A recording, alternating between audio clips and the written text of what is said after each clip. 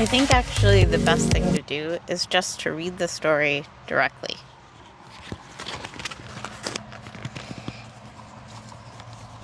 This is from the book Who's in Charge Here? The Complex Relationship Between Ministry and Authority. The Commission on Appraisal, Unitarian Universalist Association. I'm starting in the middle of page 17 in a chapter called History and Cultural Context, People of Color in UU Ministry. UU minister and historian Mark Morrison Reed tells this story in his article, The Empowerment Tragedy. We enter his narrative at an emergency conference at the Biltmore Hotel in New York in October 1967.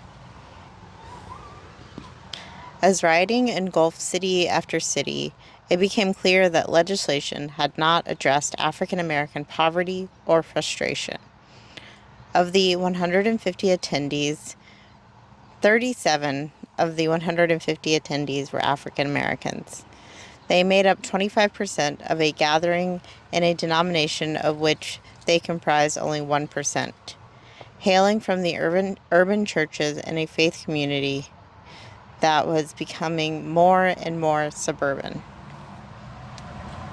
Soon after the conference began, 33 of the African Americans withdrew from the planned agenda to hold their own meeting.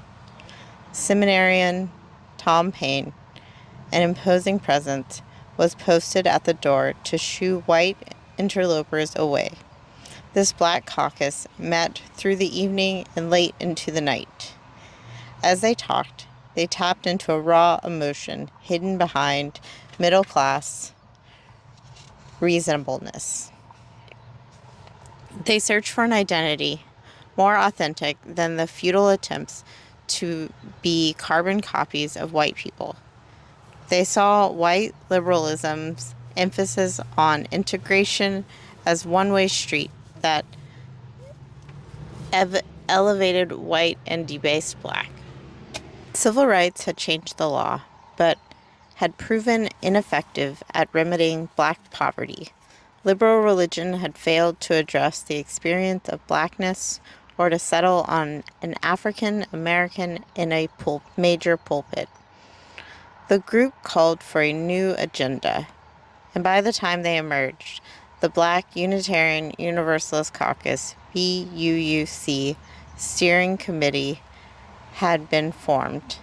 They insisted that their agenda be voted up or down without debate, and that included a resolution that $1 million, 12% of the UUA budget, be directed towards the black community over a period of 4 years.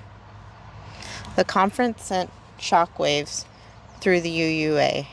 Ben Scott recalled, "It was also traumatic. I am not the only UU who is irreversibly shaped by it. Thousands were born again. They came to a better understanding of the whole world. They came to a thrilling sense of awesome potential of human society. Our little UU corner of the world. Lifelong friendships crumbled. Marriages dissolved. Careers were ended. And congregations fractured." Scott's words only hint at the intensity of the feelings.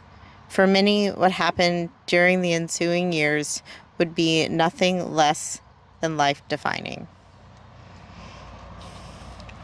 The first national conference of the Black Unitarian Universalists gathered in Chicago in February 1968, with 207 attending. In May, a group of Afro and Euro-Americans calling itself Black and White Alternative, later changed to Black and White Action, BAWA, organized in New York City. On April 4th, King was slain. In June, the General Assembly met in Cleveland. In the General Assembly business meeting, the BAC What was the BAC? Hold on.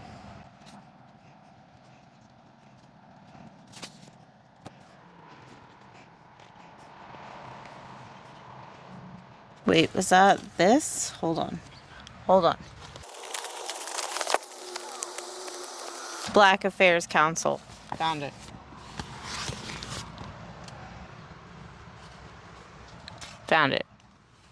The Unitarian Universalist Black Affairs Council, Inc.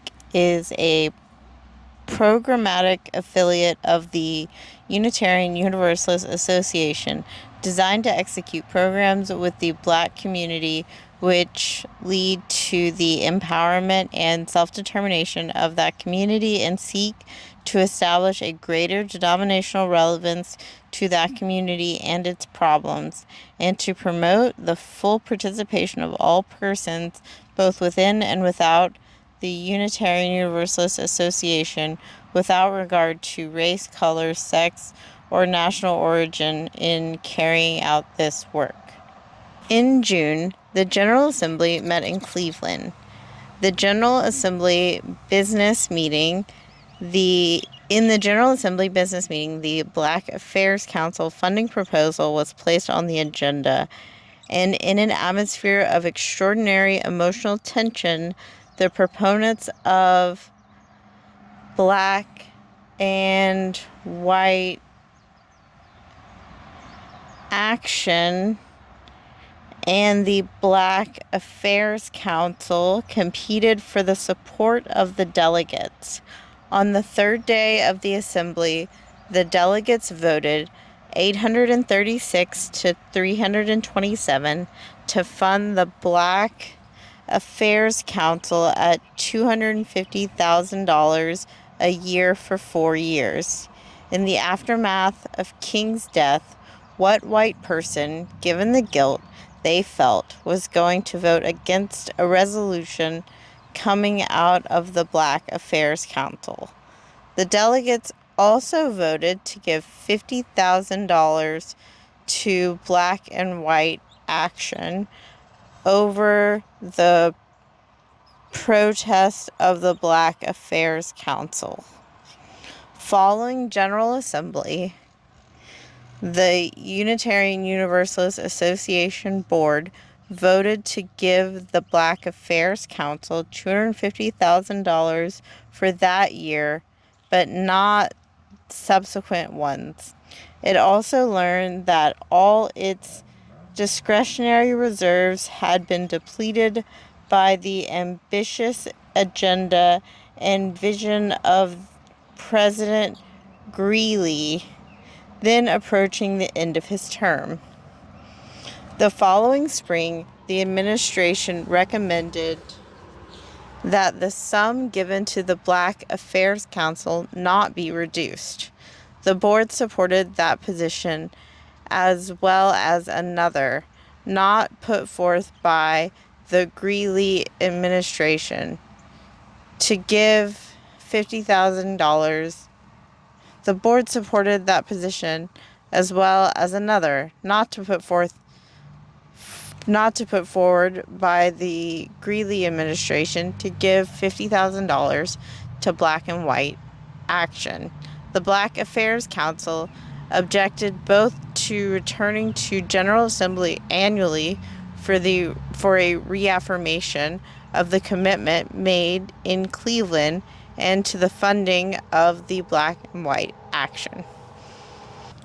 At the 1969 General Assembly in Boston, the Black Unitarian Universalist Caucus, BUUC, the membership organization that controlled the Black Affairs Council, commandeered the microphone and demanded that the planned agenda be rescinded by vote of the delegates and replaced with a new one that put the Black Affairs Council funding first. After an unusually bitter debate, delegates refused to accept this change. In response, many Black Unitarian Universalist Caucus members left. Subsequently, those who supported them also left and regrouped at the nearby Arlington Street Church. A denominational schism seemed possible, but mediation was successful and the delegates came together again. Then, in a vote of 798 to 737, the delegates voted to support the Black Affairs Council, but not the Black and White Action. 6 months later, under a new president, Reverend Robert N. West, the Unitarian Universalist Association board had to face the magnitude of the deficit and understandably reconsidered the association's budget, priorities, and commitments. $1 million, 40% of the budget, was cut, eliminating all 21 district executives and their offices, while the Office of Social Responsibility was combined with Religious Education to become the Department of Education and Social Concern. The board focused more on survival than justice. Hard choices had to be made. Bearing responsibility for the institution's viability, the board decided to spread the $1 million commitment to the Black Affairs Council over 5 years instead of 4. The Black Affairs Council responded by disaffiliating from the Unitarian Universalist Association, and the 1970 General Assembly voted to stop funding the Black Affairs Council, having distributed only $450,000 of the $1 million promised in 1968. Oh, I don't know. Natural. Nature.